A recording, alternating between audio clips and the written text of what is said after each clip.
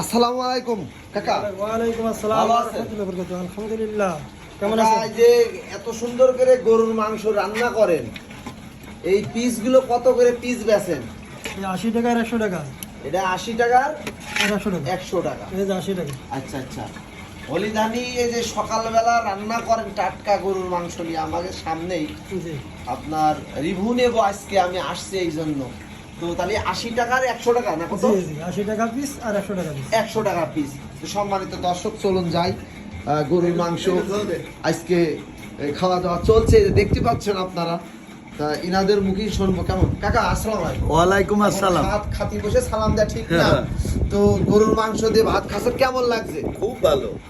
এই যে টাটকা গরুর মাংস, হলিধানি মাংসর বাজার থেকে আজকে মাংস নিয়ে রান্না করে এই যে আপনাদের জন্য আপ্যায়ন করছে চাচা। তো আপনাদের কেমন লাগছে? স্বাদ ভালো কেমন? লাগছে। ভালো স্বাদ। তো যাই হোক, রিভিউ নিয়ে দিলাম। সম্মানিত দর্শক, কাকা কেমন লাগছে? কেমন কাকা?